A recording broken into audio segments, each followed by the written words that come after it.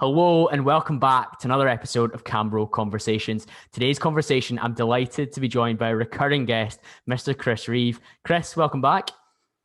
Thank you, Cole. And what your audience won't know is that when we started this, we had a little dance just to kind of like get the energy up and going before recording. So I'm excited for this one.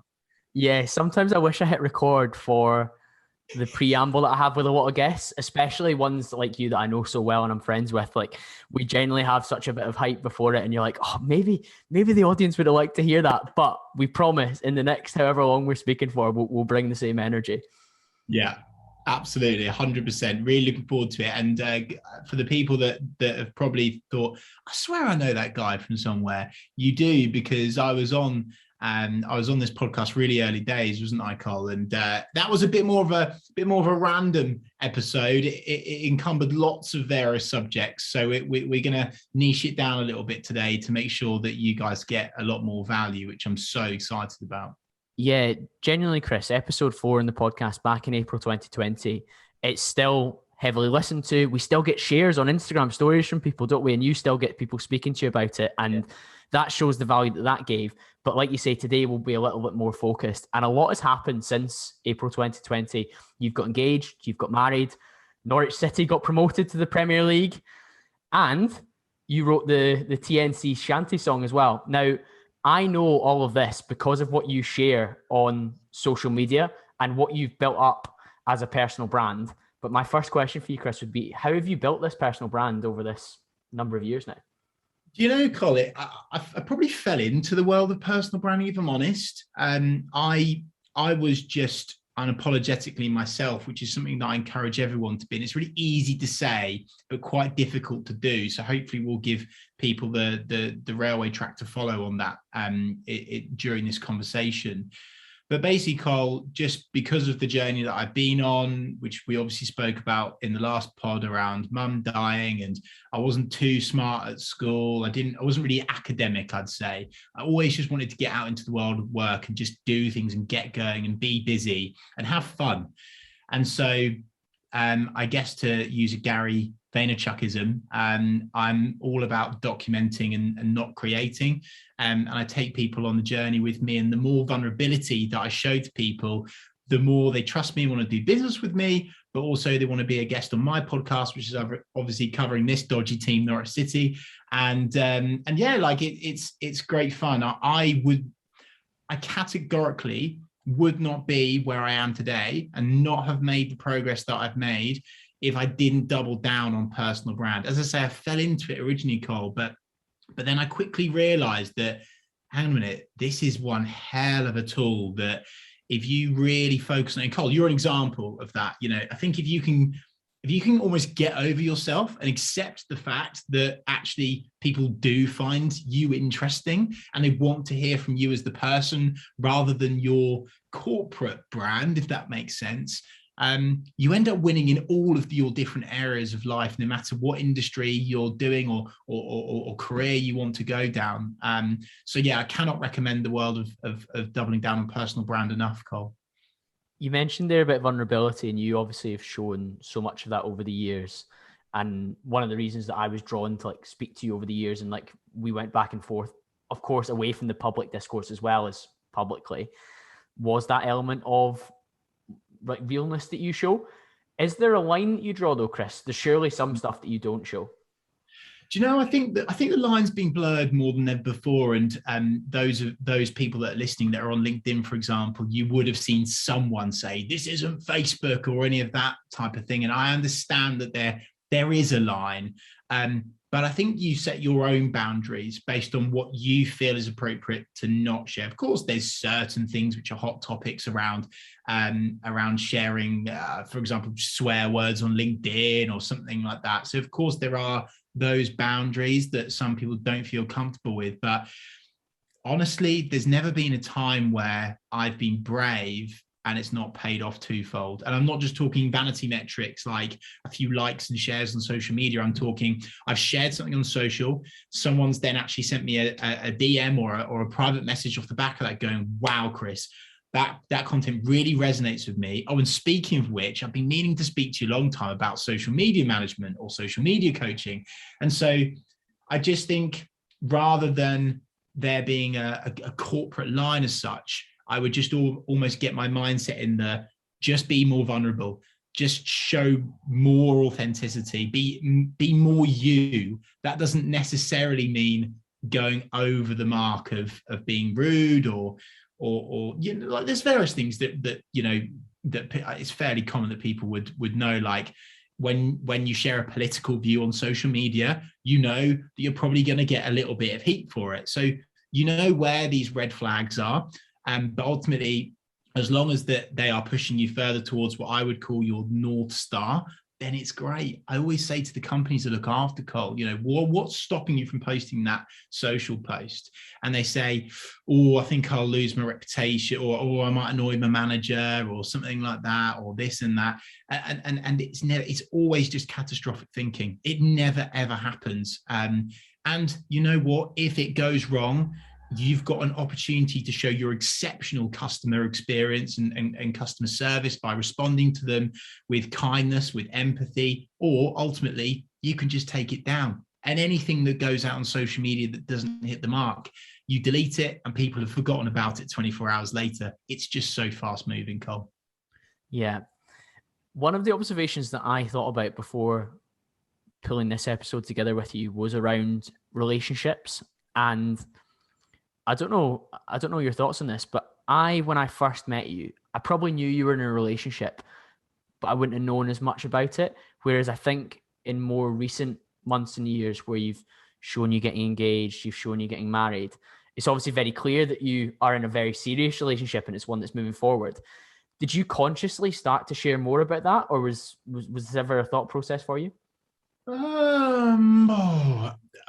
you know, Cole, it's been, that's a really interesting question, actually. I mean, I'm very blessed and lucky and grateful to have been with Becky basically my whole life. I don't even know what a date is. I'm a bit of a weirdo on that front. I've always been with the same girl. So I've always felt comfortable with sharing that. Although what I will be honest about is that as my podcast that I'm on with Jack and stuff covering narcissism, as that grew in popularity, there is almost this sense of you don't want to put a family member out there or a partner out there because you're worried that they're going to start getting abuse. But that's social. That's the risk that you take. And ultimately, again, it's paid off by me doing that. I'm not sharing loads on there about, you know, what me and Becky are doing at the weekend, or here we are in Nando's again, or anything like that. But yeah, like key life moments. Why the hell not? You know, I think people, when it's being relatable and it's getting yourself on this grounded level with them to enable them to trust you. And that is what I preach to all my clients all the time, that social media is a tool to help your prospective customers trust you more and speed up the process between prospect and customer. That's all social is. And so the more trust that you can inject into these social platforms, the more you'll get out of them. It's as simple as that. Yeah, I can certainly speak to that both in my kind of fitness self-developing space, but also in my corporate career as well. With that in mind, who should be building a personal brand, Chris? Because you and I are speaking as two people with over 10K followers on Instagram, both with podcasts. We're relatable in many senses, but hard to relate to in others because we've maybe taken personal branding to an extreme where it's such an important part of what we do.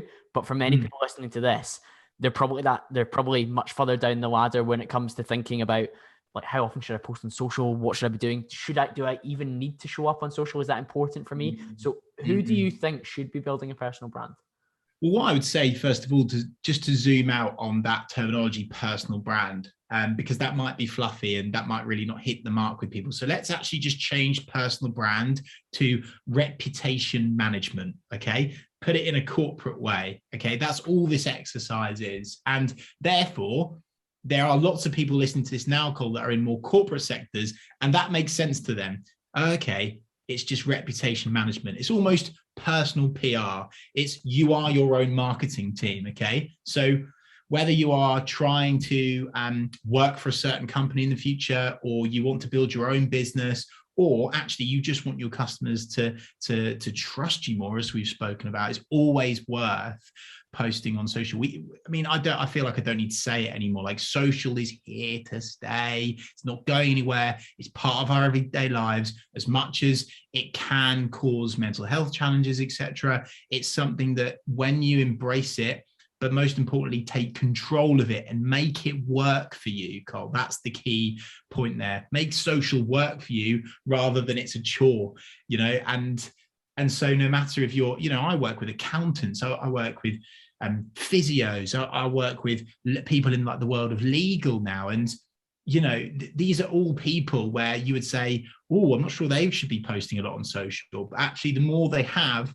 the more people trust them. So they've kept their customers for longer, increased their client lifetime value, et cetera, et cetera, et cetera. The list goes on. So honestly, it's going to sound cliche, but I would genuinely say anyone should want to explore reputation management more on social media. The number of sectors you've listed off there, and I know from a personal perspective that you've been involved with, is hopefully reassurance for people that they should be diving into this, regardless of whether they want to end up with a podcast about their football team or they want to have a MyProtein affiliate deal. It's not about that. It's about reputation. And I've got a Bezos quote, which I absolutely love. Your personal brand is what others say about you when you leave the room.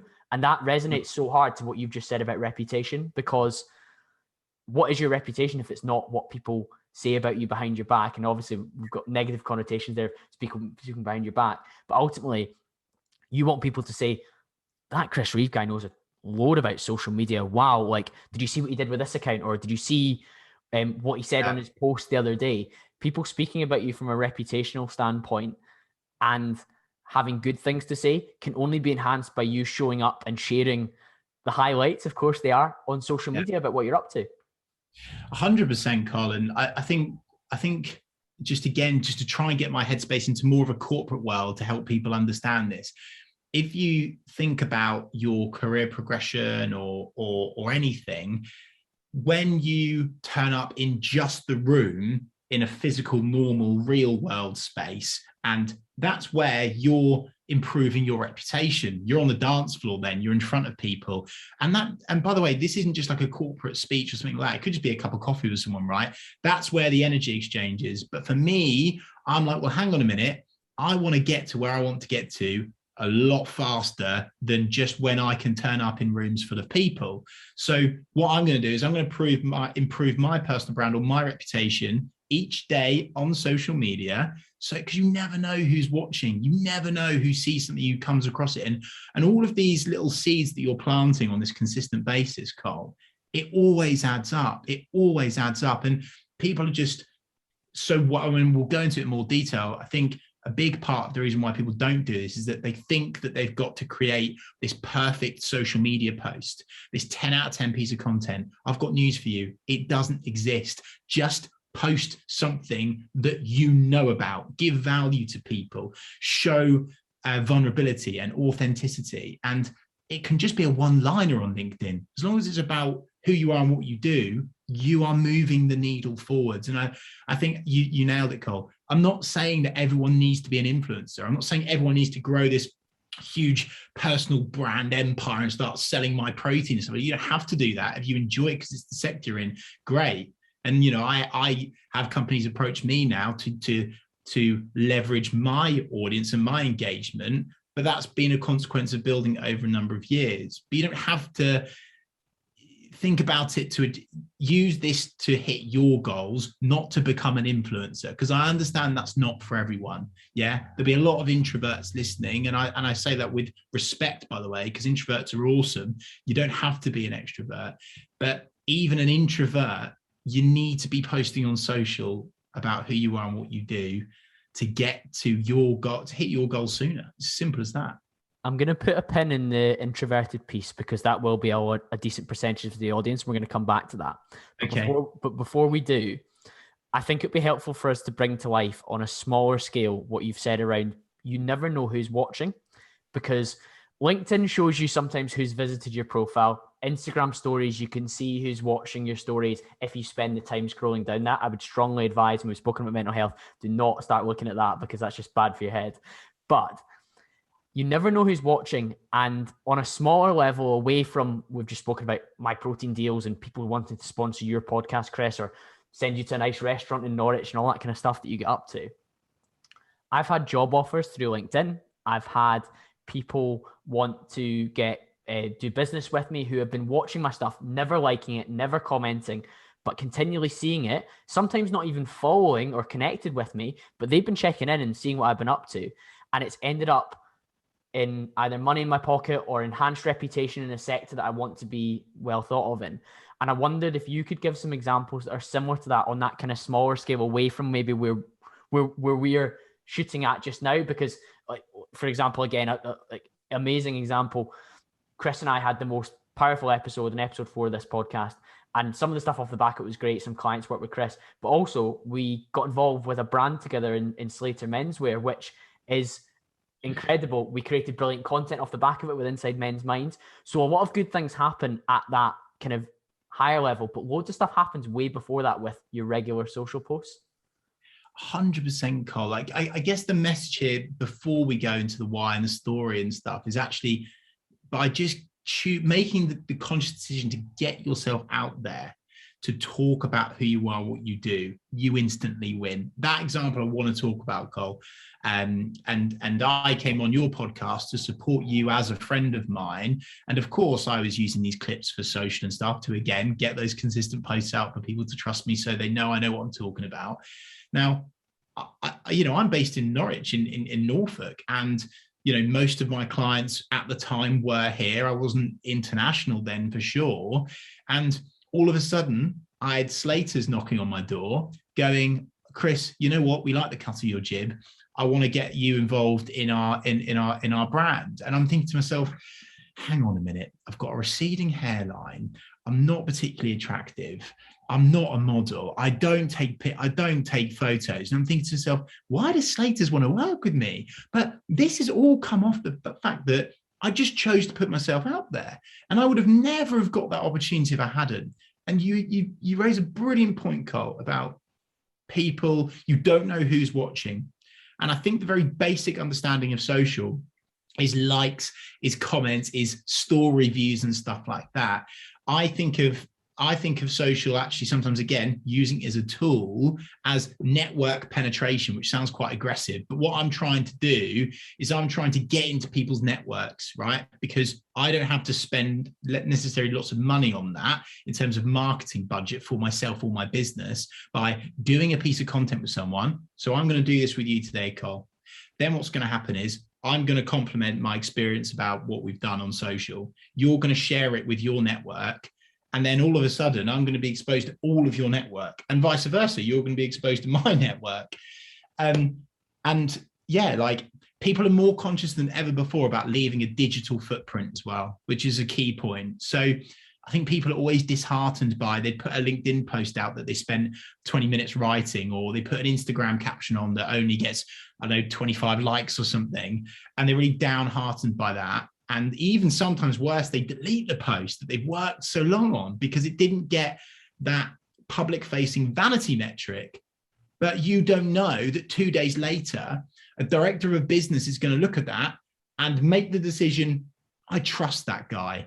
And then they're going to end up working with you or giving you an opportunity. So I think that's maybe like my main points on that, Cole, is choosing to go for it, is not being downbeat around vanity metrics of social, and also think about social from a network penetration point of view as well. Breaking into the networks that you want to get to, because you might feel quite small on social. I've only got 20 connections, or I've only got 15 followers on Instagram, or I don't really use Facebook. But as soon as you just get your headspace out of that, the latent potential for anyone listening is ridiculous. It's mad. It's also the quality of who's seeing it as well. So I could have for example, I could post particular types of content on my Instagram, which was primarily built through fitness and self-development content. And if I'm posting about furniture, which is the industry that I'm in now, there's going to be a very, very small number of people within that find that valuable and might take me up on that and want a quote for me to refurbish their student house or whatever it is they're up to. But if I post on LinkedIn with my fitness and my self-development content, a lot of my connections on there will not find that as valuable because they're not in that niche either. So it's quite often about the quality of who you're speaking to. And it could be the case of that. Again, Chris, hopefully maybe you know this, but that kind of, it's like 1,000 true fans that people speak about. And it's not so much about having this gigantic, terrifying size of audience. It's about having people who really, really resonate with what you're up to. And if one or two of them convert into customers or friends or whatever your metric is of success, then that's a win rather than growing it to an extent where, oh, every one of my posts gets 500 likes. Yeah, great. But how many people inquire about your services? None. It doesn't mean anything. Like honestly, I say this time and time again, and it's getting to the point where maybe I might get penalized for it in some way, but I'm so anti-likes, Cole. They're just pointless. The only metric on social that matters is conversation started. It's social media. You're meant to be sociable on social media. It's not a billboard that you post stuff to and you know, you just get these little ticks. So it's not like Tinder where you get like all your swipes and stuff. Not that I know about that, but you get my point, Col, is that if I post a piece of content that gets 100 likes but 0 comments, that's when I'm a bit like, that didn't go as well as I thought. But if I get 1 like and 1 comment, but I've started a conversation with someone, boom, that's the only metric that matters on social media. It's as simple as that. Yeah, undoubtedly. That leads me on to asking about some of the platforms. We've named loads already in the conversation so far, but I know there's some that you're particularly passionate that people dive into. What are those and why?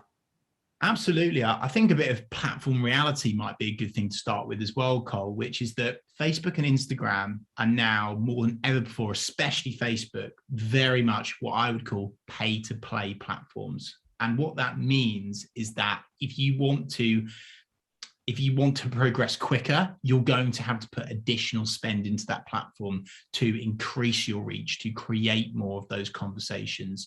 But there's two key platforms for today that people need to at least know that they need to do it and stop living in denial. One of them is LinkedIn. It's crazy, Cole, the amount of people that are on Instagram, Twitter, Facebook, but they only upload their digital CV to LinkedIn. They're not posting content to LinkedIn. LinkedIn, apart from the platform I'm about to mention, has got the best organic traction right now. So you can go viral on LinkedIn so much easier than any other platform. And it's incredible, like incredible. I've spoken to people all over the world as a consequence of just one LinkedIn post, which has been shared and shared and shared. And I don't think that's happening in my observations on Facebook and Instagram as much anymore. The other platform, Cole, is TikTok. People have tried to, I've called it ostrich. People have put their head in the sand on TikTok for so long. They've gone, it's just a phase. Oh, here we go. It's just another platform. Oh, I don't need that for my target market. And then they're seeing, okay, doctors are on it. Accountants are on it. People in legal are on it. All of these people with something niche to talk about are just publishing content on there. And they're getting famous, Cole, because the traction on TikTok right now is unparalleled. It's the #1 platform for audience growth. And if no matter what niche you're in, if you decide today to start your TikTok account and you just get yourself on camera doing a selfie video, giving value, talking about a subject, and edutaining, I call it, either educating or entertaining people, you're going to make a tremendous amount of progress. And I know what someone's saying right now in their head. They're saying, yeah, but I can't get business from TikTok. Nonsense. Absolute nonsense. That's a complete myth. Because again, it's a trust tool. You will get business through TikTok if you consistently post there. I promise you that. First things first on LinkedIn then. The viral capability on LinkedIn is incredible. Again, to give an example from my life to try and bring this to life for the listeners, I know you're very successful in there. I love LinkedIn because it goes direct to the eyes of the people that are in my target market or in my peer group. And that is who I want to see my thing.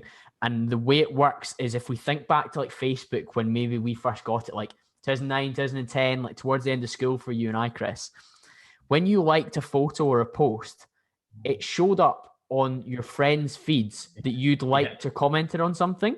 And it used to get people in trouble because they'd maybe like a photo of a girl, and the girl they were talking to was like, I can't believe you've just gone and liked Sarah's photo. And you'd be like, oh God, I've been caught.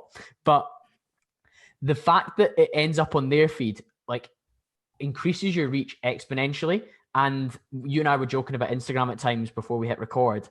I posted a very similar post, similar photo, similar caption, a little bit more businessy for LinkedIn because I was trying to drive inquiry about it being my 6-month anniversary in my new job. And that was posted yesterday. I have around 2,000 connections on LinkedIn, so a decent number of connections, but my reach was more than triple that. So I had about 6,000. On Instagram, where I've got almost 15,000 followers, my reach was less than that. So that should tell you everything you need to know about which platform is rewarding you for showing up with same level of content, obviously tweaking it slightly so it's more appropriate for that platform and hitting the kind of spot that you want it to. But there we go. There's the live example just yesterday. Yeah, Col, you're so right, and you've spoken about it from your personal experience, and I'll share some industry insight with the listeners now, and that is that this is the journey that every social media platform goes on. Okay, it was easy to grow a Facebook page when it first started. Twitter, it was so easy to grow a following on Twitter. I actually think that I probably got 60 or even 70% of my Twitter audience from back in the day because it was so easy to grow. And then when more ad spend goes into the platform, grows up, matures, naturally, things get more difficult to grow. So please, for God's sake, listen. Get yourself on TikTok, get yourself on LinkedIn and start publishing content. It's an opportunity that you've got now, but I would honestly say in a year's time, it's going to be even more difficult. So get going now and just start publishing content. You raise a really good point about LinkedIn, Col, as well, in terms of business. People just post content there. But one of the daily activities that I did for, I think, an entire year actually was I connected with 20 people in my target market every day. Okay. So I'm not just posting content and just kind of hoping it flies. I'm putting more people into the top of my funnel. And that's the great thing about LinkedIn. You can genuinely target the people that you want to see your content. Now, that's really cool because it's an opportunity you don't really have on these other platforms from an organic perspective. So yeah, LinkedIn, huge opportunity. Please listen to our experiences with that. I mean, I've got something like 10K connections now. And I'll be honest with you, I accept anyone on LinkedIn, because I think as soon as you just open up your network, more opportunities come your way. Some people keep it really strict, really tight. I'll only connect if I've shaken their hand. And if you do that, all you're doing is you're just slowing down that process. You are literally just slowing yourself down. Yep. Yeah, I love LinkedIn for that very reason. I use it for my prospecting and my cold approach to decision makers all the time. But because I slide into the DMs, which we love to do, and I ask them for a meeting or ask them for a phone call or whatever that is, the next step, when they go into my profile, I'm incredibly credible. I am extremely well presented and well set up. My content's great. It's active. It's regular. I look like somebody that you would want to do business with. Whereas if I was just sitting in the shadows on LinkedIn and maybe pinging out messages to finance directors and managing directors or operations managers, whoever I'm going after, and they go on my profile and I've maybe got a photo of me, great. I've got my education. I've got the place that I work. They're like, oh, right, okay, we don't really know too much about this guy. Whereas if you go on my profile, you know for a fact that I transform student accommodation from shit to great, or I replace hundreds of mattresses, whatever it is. You know what I do. It's very, very easy to identify quite quickly that that's what this guy does, and he does it for student accommodation. Whereas if he went on somebody's profile that maybe is just as good at their job as I am, but hasn't shown and shared what they've been up to on social media, they're probably like, well, yeah, it looks a bit shady. I'm probably going to speak to Colin because he looks trustworthy, and we use that T word again. Well, and also as well, just from like, people think about speed more than ever, time. People are so wide into time more than ever before, and I'm pleased that they are. And from like a buyer perspective, Cole, let's use your example there. Say I'm thinking about doing business with you or one of your competitors. Now, I'm thinking, well, not only do I need credibility, not only do I need, I'm obviously going to get your price eventually, and I need to know that you can actually help me. But the other thing is this guy going to get back to me fast? Because I need my problem solved, and I don't need it solved next month. I need it solved as soon as possible. So therefore, if I know, Cole, that you posted on LinkedIn only yesterday, I know that you're just straight away, I'm just expecting that you're going to get back to me before the competitor. So you've already got one up over the competitor. So that's why that activity and that execution is more important than ever before. And there's no excuse, Cole. You can sign up to a buffer account. You can queue up all your content. You can use copyright-free images through Unsplash, through Raw Pixel, through Pexels. I've got a ton of those. Let me know if you want any more. Yeah, you can fill it all up. You can get it firing out. And best, by the way, there'll be people listening to this, then this is a nice little cheat as well, which worked for me for a while until people found out, is that my boss actually came to me, Colin, and he was like, Chris, I just want to say well done to you. And I went, what do you mean you want to say? Well, I was like a bit taken back by it. And this was when I worked for another agency. He didn't really compliment me often. And he said, I've been seeing that you've been posting content at 7:45 at night. And I was like, okay. I was thinking, well, I've just put it into buffer for me, but I know that people aren't on LinkedIn during the day on the whole, because that's when they're doing their priority tasks, their jobs, but they are on LinkedIn thinking about the problems they need to solve once they've had their dinner and put their kids to bed at that time at night. So again, you can get really strategical with your content and actually fire it out at a time that best suits your target market. I've been singing the praises of LinkedIn because I'm on there. I'm benefiting from it. I am one of those people with my head firmly buried in the sand on TikTok, mostly because I'm somebody that's a bit of a digital minimalist, as you know, Chris. And I know that app is just a massive attention black hole because people love spending time on it. But that also means that if I'm showing up on there, I'll get more eyes on my content. I can funnel them to where I want to go, whether that's listen to the podcast with a clip from it, or whether that's here's a renovation that I've done, inquire at this email address. What is it about TikTok that's just doing so well, and why? Well, what people need to realize is that social media platforms are built with the same UX as gambling machines, as slot machines. And you will know this if you've been on TikTok, people. It's just a big slot machine, and it's difficult to actually exit. It really is quite difficult.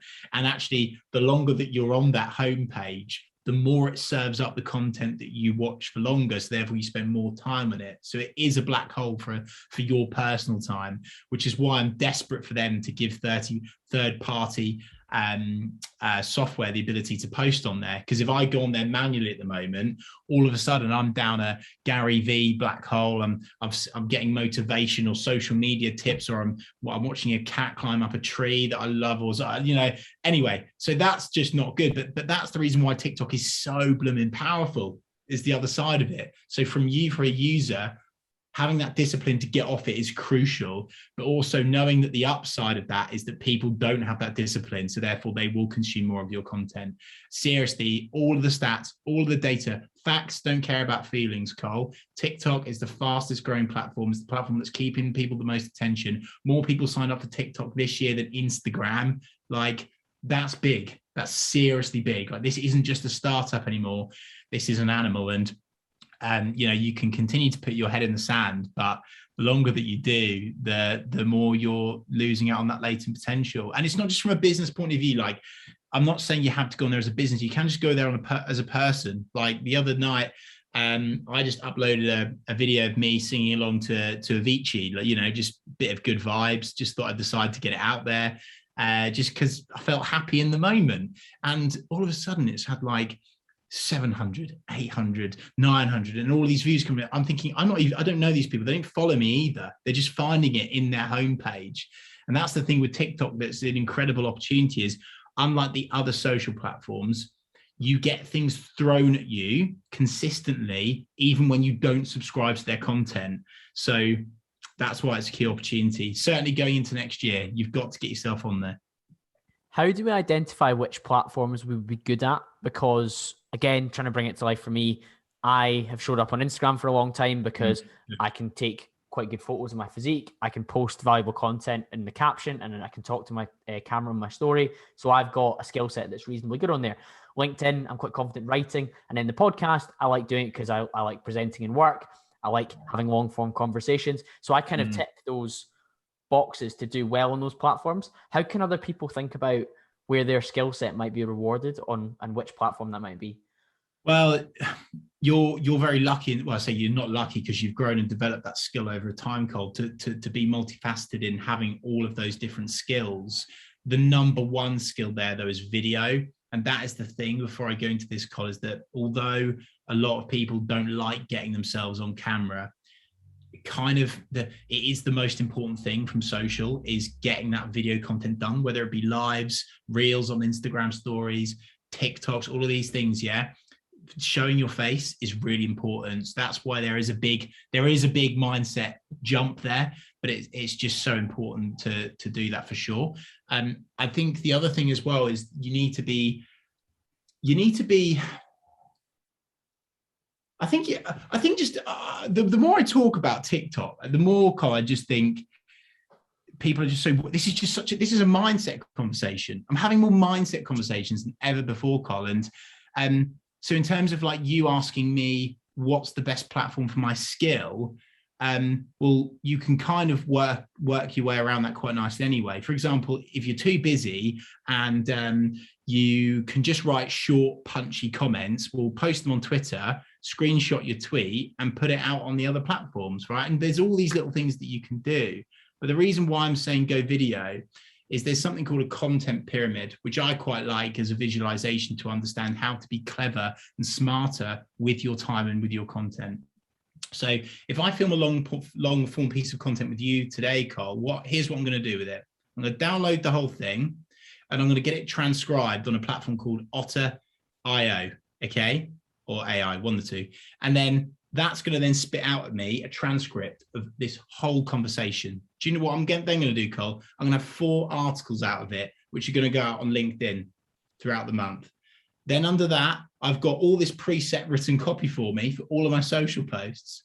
Oh, and then I'm going to do a video covering, and do you see what I mean? It's all started from that one video thing. So it's not the answer that people want, but it's the answer that people have to be told, Cole, is that you can't hide away from video if you want to be successful on social media. That's the truth now.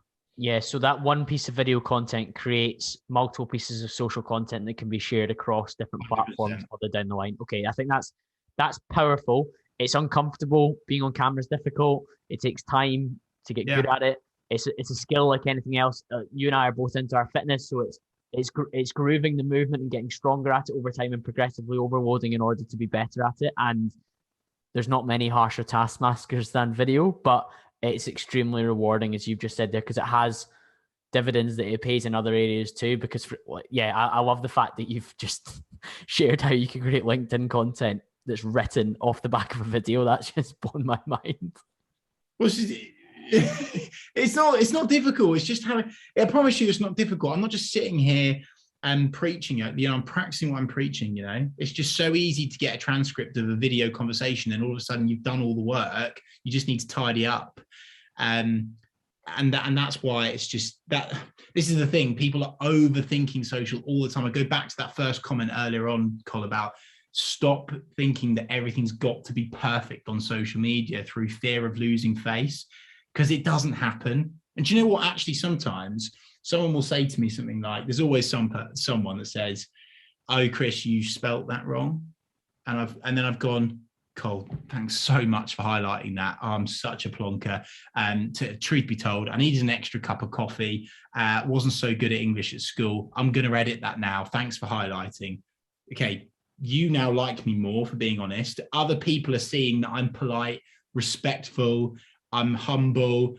Do you see what I mean? So I'm constantly showing my skills. So even if I make mistakes, the mistakes that you make on social are actually going to help you in a funny sort of way. So yeah.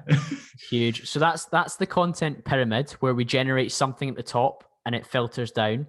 How else do we think about what we might even post in that first place? So how do we think of like topics or subjects for that video to get us started? Well, there is a great tool called answerthepublic.com, which is great no matter what industry you're in. So if you type in answerthepublic.com into Google, and what you can then do is search your industry. So say for this conversation's sake, I type in fitness, Cole. What it's then going to do is then going to spit out at me questions, but not just any old questions, the questions that people are most searching into Google over a time that you can customize, right? So again, and people in the corporate world will love this because you're not just doing it through feeling, you're doing it through fact. Okay, I'm going to create a piece of content answering this question because I know that people are searching that this month. So therefore I'm solving someone's problem. Facts don't care about feelings. You know, it doesn't have to come from you and your gut instinct of what your audience want. Go to answerthepublic.com, type in your sector. It will tell you all of your video topics, by the way, for the rest of 2022, if you want. You can get it all organized. There's no excuse. You need to be executing, Cole, and you're executing, answering questions and frequently asked questions, by the way. So therefore, you know that it's more likely to be highly engaged with on social. But going back to our conversation, even if it doesn't leave the vanity metrics, you will leave a digital footprint and on these platforms for people to find that crumb trail, if you will, to eventually find you and do business with you. Yeah, brilliant. And that digital footprint piece is massive because when eventually maybe one of your posts does pop off, and I'll link this back to when I maybe send that cold DM to a decision maker, when they visit your profile, you have this credibility and this backlog of content where there's bound to be something else you posted that's interesting or gives them further reassurance about who you are, what you do. Would you be good for this job? Would you be a good person to do business with? Would you be a good person to reach out to for a coffee? Whatever it is, they can go back and look, and best believe you've got an archive of stuff sitting there to give them further reassurance and a bit of an understanding of what it is you do and how you do it. And even if some of those posts got 1 like or 2 like, it doesn't matter because that might be the perfect post for them. And because you showed up and delivered it, you're in a better position than the person that maybe just got that one post that banged and didn't have anything behind it. Nailed it. Don't have anything to add. Nailed it. Simple as that. For sure, Chris. And I think both you and I are confident individuals, and it comes back to that introverted piece that I put a pin in earlier. What would you say to people that are maybe considering themselves a little bit shy and find some of what we're talking about something they're enthusiastic about, but they're daunted by it? They're very daunted by it. What would you say to them? Well, first of all, on a platform like TikTok, what you can do is you can speak into it with an overlay, which is quite cool. So actually, maybe as a little warm up, what you could do is, say for conversation's sake, obviously me being in the world of social media, and if I wanted to take a screenshot of like the latest TikTok data or LinkedIn stats or something, I can speak to the camera with that overlay. So people don't see my face, but they can still hear my voice, if that makes sense. So that's quite a nice thing to just kind of smooth yourself into it, to warm yourself up into it. A lot of the clients that I coach on a monthly basis, Cole, one of the things that I get them to do as an exercise is, rather than just throwing them in the deep end and say, right, off you go, Brian, you can crack on and start doing selfie videos.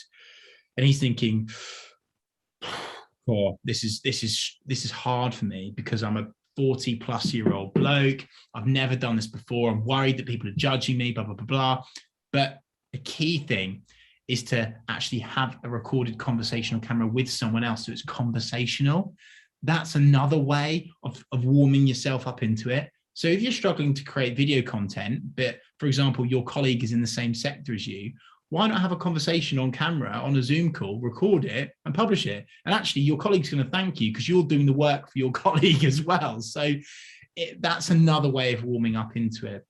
I think what I would just say, Colin, is having, just done it for a number of years, is when I record something, I think I'm not, I don't know, have I maybe not got the facts right? Oh, I think I coughed halfway through.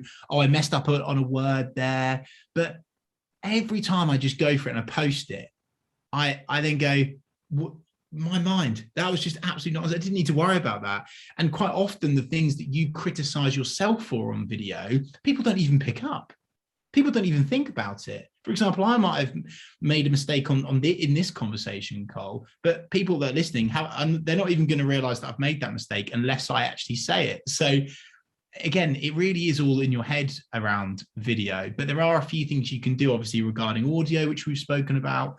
But also as well, you can obviously do it that way. You can have you and your colleague on camera having a conversation and just take the plunge. I promise you. Like I don't think I think I've had the right personality to be an extrovert, but I think that's been a skill that's been developed over a number of years through just taking those little risky video jumps each and every day on social media. Another step-by-step process, isn't it, where you get better with time. You by practicing or getting under the barbell, you're getting stronger and you're getting better at it, and it's something you're going to do over time. I think that is a good entry level, particularly like a conversation between you and a colleague about something that you feel that you have a level of expertise in, and it's slightly more than the average person. That's all it needs to be, because the average person or somebody in your sector that doesn't know that is who you're looking to speak to. You're not looking to speak to somebody that's 2 steps further up the rung than you. That's not your target audience. You're looking to help people that are slightly behind you on your journey. And in the fitness space, the big one for me is most people are like, oh, well, I don't have the most amazing physique. And you're like, well, if you are healthy and doing whatever, you're actually probably in a better position than the 60% of the population that were they measured as obese last year. So you could be in a much better spot than them, and you could help them rather than worrying about helping the person that, I don't know, gets paid for a living to take their top off of fitness shoots. It's very different. Well, and again, a lot of the conversations I have, Cole, when I get hold of my coaching clients for the first time, quite often I'm having to grab their head and say, hang on, what are you doing focused over there? You need to be over here. And what I mean by that, Cole, is they're thinking about what their competitor's doing all the time. They're like, oh, well, my competitor doesn't talk about that, or they don't put themselves out on camera, or they've got more followers than me, or they've got less followers than me. And it doesn't matter about them. All that matters is your target market. You don't need to do what they're doing, or you don't need to act that. All that matters is, are you giving value to your target market? It doesn't matter. You need to stop fear being judged by your competitors, because your competitors, guess what? I've got news for you. They ain't going to buy from you. So it just doesn't matter. And it's just vast. Like the huge amount of opportunity. What's coming out of theirs what's coming out of yours isn't coming out of theirs, if that makes sense. I think I've cocked up that phrase there, but you get what I mean, Cole. It's like there's just so much business for everyone out there. You may as well just try it, because you never know who's going to come across your content even before your competitors anyway. Exactly that. And I think if we're thinking about presenting skills and speaking, you and I were laughing beforehand that one of the most sizable competitive advantages that you and I have had over the years on social media has been our ability to articulate ourselves quite well.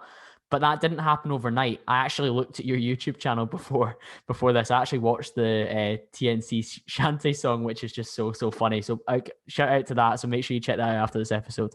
But Chris is asking you not to, but he doesn't mean it. So I would say that one of your YouTube videos was from like 2014, I want to say, or 2015, and it's you and Jack outside the Etihad, like reacting to losing to City, I think it is.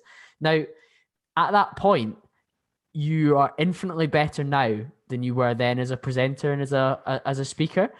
Practice. But so many people are worried about comparing themselves to how you present now, and maybe how you and I are holding this conversation to what they would maybe put out as a video post or as a speaking post on LinkedIn or Instagram, wherever they're showing up. And it's not about that. It's about being better than you were the last time you did it. Yeah, absolutely. Comparison is the thief of joy, Cole. So the saying goes, and it's so true in the world of social, not just from an Instagram or he's got a better body than me or anything like that.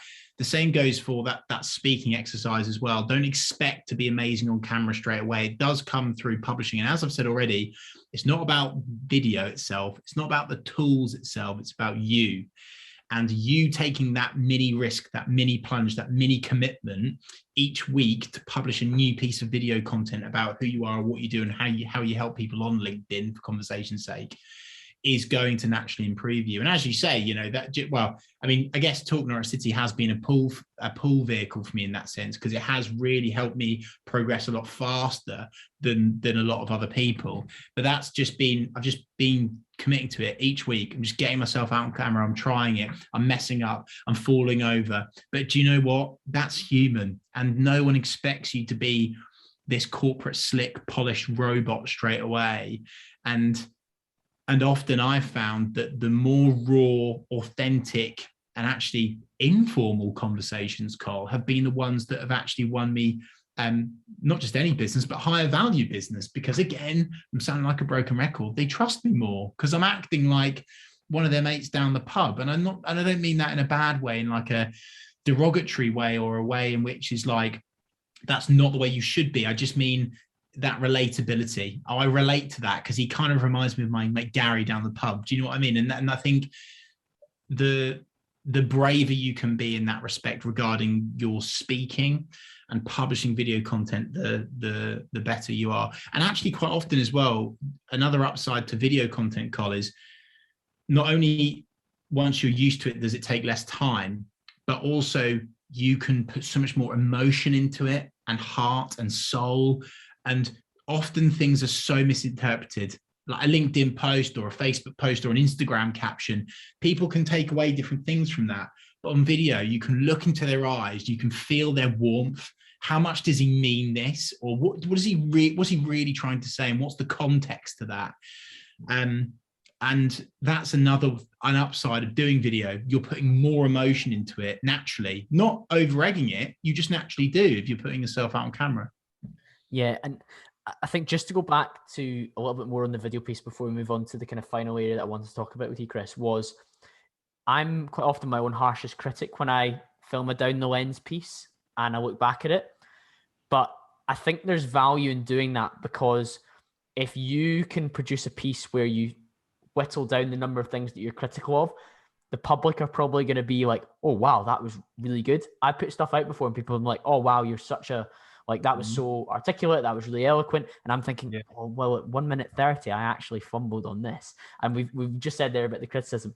But you can do multiple takes on these things. You don't have to put out the take number one. Like the first video that I did, that I started doing as a prospect, until I would film myself on Zoom, speaking directly to a finance director about what I knew about their business and how I could potentially help them. And the first one I did, I think it took me 8 takes. I'd been doing loads of social stuff before that, but I had colleagues that did the videos and it took them 20, 25, 30 takes before they were even happy enough. And even then they didn't really like it. But it's a case of like time served. And if you're even slightly happy with it after 5 takes, 10 takes, whatever it is, it's going to be better. And the person that you send it to probably knows how difficult it is what you're doing and acknowledges that. So accepts what they receive as long as it's delivered in the best possible way that you're happy with. I think you can go with that. And I wonder for you, Chris, like, are there particular tics or things that you become aware of when you watch back your videos where you're like, I always do that, I need to work on that? Well, actually, I've listened to your question and I'm going to answer it, but I'm kind of going to just put it onto a different track, actually, Cole, here, which is that actually you need to flip that. Because what you've said there is, oh, I watched it back, and oh, I had to retake it 8 times, blah blah blah. If you think of it as a football team, quite often the manager will come out after a loss, and they'll say, "Yeah, I want my team to feel that. I want them to feel that." You see all that stick they got from the fans. You see when we conceded that goal. You see when we made that mistake. They've felt it because they've gone out there and they've done it. This isn't before. You don't get the manager in the changing room before the game saying, well, you know, if we go wrong, you're going to feel like this, so don't do that, blah, blah, blah. That's just a complete waste of time. And so to go back and maybe say it in a different way, execution over perfection. And I flip this. So when I publish my video content, Cole, because I'm publishing so consistently, I would watch it back after I've published it. And people might go, oh, that's a bit risky, Chris. Well, to begin with, it maybe is a little bit, but the more often you do it, you can then feel where you've gone wrong rather than being a harsh critic. You've just got yourself in that mindset of, I'm just publishing this. I've done it enough. I know I've got it 80% right. If you've got something 80% right, get it out there. Stop wasting time. The world of social is so fast moving that by the time that it's gone through the procurement process of 5 different ones of your colleagues and your mum or your long lost aunt, and then you've then retaken it just because you messed up one word. Oh, guess what? Your competitors put out a video and they've won the business that you were pitching for. Too late. Execution over perfection. Yeah, I'm on board with that entirely. You spoke there about getting stick from the fans. What about stick from people online in terms of when you publish stuff? Like, how do you deal with the backlash? Kindness always wins. I'm full of cliches, I am. You'll have to forgive me, but kindness always wins. That's something that I really live by. So, for example, very recently I put out a piece of content and someone responded to it with a personal jibe, which is obviously out of order. And I could have just ignored it, but I've completely changed that person's mind by killing him with kindness. And I actually reached out to him and I said, hi, Adam, thanks so much for your feedback. I'm always happy to listen to constructive feedback. And I'm going to send you a DM now so we can talk about this more. And I'd like you to send me your address because I'm going to send you out a crate of beer because I really appreciate your feedback. And people go, oh, Chris, is that not just a complete waste of time? Like, what are you doing that for, mate? Like, that's crazy. But guess what? Having done that, I've now created an ambassador for myself.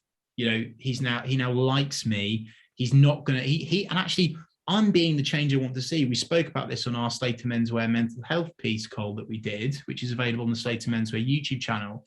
And we spoke about that, being the change you want to see. So when I get criticism or something jibey in response to a social post, I'm going all in on kindness, all in on empathy. And actually, as I've said already before, it's a great opportunity to show your customer experience, your customer service skills. How fast do you respond? How professional are you? And people will look at that and go, wow, Cole's dealt with that so well. I would have told him where to go.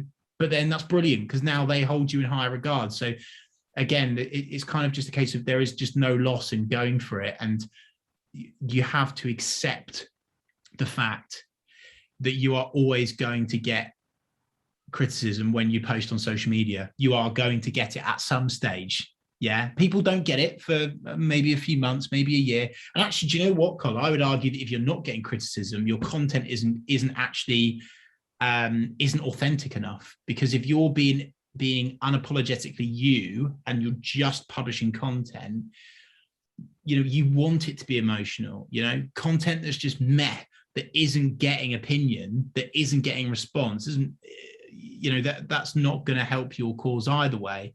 So let's just change that question and that conversation from criticism, people trolling me, all of that. Well, actually, no.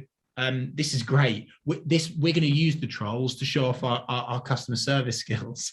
We're going to use the trolls to prove this, or this is going to keep with our values, or this is why I respond in this way. And it's a great opportunity, and it certainly shouldn't hold you back through posting on social. But what I would say, Colin, if I'm really honest, if I could go back, I wouldn't have gone all in on football media world, because football media world is particularly toxic, and it has definitely affected my mental health over the years. The trolling has been just, oh my Lord, just another level. But you're not going to get that in most industries. I think if you're a fashion blogger, or you know, you're in the world of beauty, I think you would probably agree, Cole, there's a little bit of it in fitness, but not lots. But on the whole, if you're in the corporate world and you want to start publishing content to improve your reputation, your personal brand, you're just not gonna get that sort of level of criticism. Agree. So many good points there, Chris. And I think if anyone's wondering about how best to deal with criticism, you hold yourself up as somebody that's deals with it very, very well. And I always like when you answer that question. The only other thing that I really want to dive into on that side of things is, what about criticism from people that you know that are maybe like laughing at the fact that you're jumping on camera, they're belittling you? I'll let you answer that, and I'll share some of the things that have happened to me over the years in that regard. But it's very common because what you do makes people uncomfortable, doesn't it? Absolutely. First they laugh, then they hate, then they copy. I promise you, this has happened countless occasions to me over the years, both in the football media world, in the social media world, in or even just on Facebook with like family members or friends on Facebook. You know, I'll be publishing a piece of content that will get like a bit of a jibe or something, or at least I've interpreted that way, because don't forget, like, I've actually probably just misinterpreted it because it's not on video. And just that I'm quite often just finding myself in this position of, I'm just gonna, it's all just mindset again, Cole. Like, the whole thing is just mindset, and you stop worrying about it. Just go, just get it out there. Do you know what I'm trying to say here, Cole? Sorry, I've probably not explained that well enough, but it's so much more simple than you think. The simplest answer was exactly what you said first of all, which was, first they ask, first they mock or they make fun, but then they'll ask how, and they'll not understand it. And I was continually screenshotted and put in group chats with me and my top off, being like, what are you doing? Like, you're a joke. Like, why are you talking about bench pressing and protein and all that stuff? You don't know what you're talking about. And then when I did videos, they were like, oh, who do you think you are, jumping on a camera? Like, oh, like, you've got buck teeth, or whatever else it was. And it was all things that were coming from places where they were uncomfortable that I was doing something that they themselves would have been like, I don't have the ability to do it. Yeah, they're not brave enough to do it. And not brave enough. No, absolutely. And yeah, just like, honestly, once you get through that first, might be 3 or 4 months where you get some stick because you're trying something different, you're putting yourself on camera for the first time. Once you ride out that storm, that 3 or 4 month storm of friends or families or group chats or sport chats or anything like that, once you've ridden that out, people will start copying you. And then it's like a case of, well, I told you it works. Yeah. But I think on the whole, though, Colin, it's becoming more of a normal thing to do. I don't think it's as brave as people are making it out to be anymore. I do think people are understanding now that it just makes complete sense to get yourself out there on camera, because it then just helps people trust you more. Yeah, that's a great point too. I guess, has spite ever driven you in that regard? I'm a bit naughty that sometimes if somebody's been like, I think somebody once said to me, and I do remember this, which is maybe wrong, but they were like, oh, you're just doing this for a 10% discount code for some shit t-shirt. And I was like, no, I'm not doing it. I'm doing it because I like creating content. I like talking about this. I like sharing these things. And now I'm the one laughing because I wasn't doing it for a 10% discount code for some random t-shirt. Like, I've got deals that, like, I genuinely cherry pick. I don't run to a company like, can you give me a 10% discount code and a free t-shirt? That doesn't matter to me. So, like, spite drove me a little bit, where I could basically put 2 fingers up at that person that kind of called me out, and I knew that person quite well, and they just belittled like my efforts, which I found quite sore. But now I feel vindicated of what I've been up to. I don't know if you've ever felt like that, Chris, but maybe I'm just projecting my negativity onto you. No, not really. It's not an ideal driver, but it's a driver that is very natural in humans, maybe in more blokes, dare I say. It's, you know, you want to prove them wrong, but actually that's just fuel to your fire. So great, accept it, lovely, thanks very much, because you've given me more determination to produce more content, which is going to move the needle for me to improve myself and my world. So that's great. I think you should use that to, yeah, as I say, pour petrol on your fire and to continue to publish content. And ultimately, you spoke something there, Col, about the fact that you just enjoy creating content, right? And if you can get your mindset into that I tip my hat to you, because if you can really go into that mindset, and I would probably call it enjoying the journey, then instantly, because you're just doing it because you enjoy it, then that's an even better way to be, because then you don't expect anything to come of it. And if you don't expect anything to come of it, then everything that comes is a bonus. And therefore, it's just so much easier to just do it. It is, isn't it? Chris, I've absolutely loved that conversation, as I always do when I chat with you, whether it's recorded or not. But if people want to continue the conversation, where should they head towards?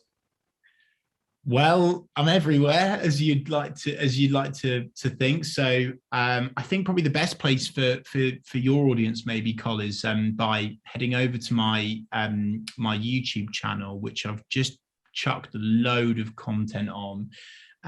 Little short, tiny little tip videos broken down into playlists that you can easily find that you think that you need help on regarding the world of social.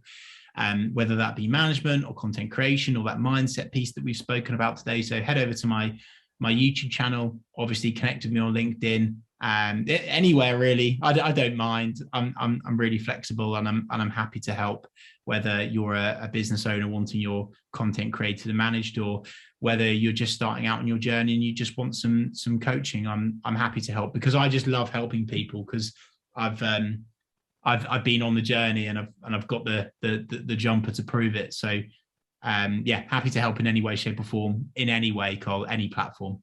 Brilliant, Chris. I'll link the YouTube, your LinkedIn, and your Instagram in the notes below. If you've enjoyed this conversation, guys, take a screenshot, pop it in your Instagram story, tag me at call.cambro, tag Chris at chris.revo, and make sure you share this with a friend that you think would benefit. And I'll be back to speak to you all again very, very soon.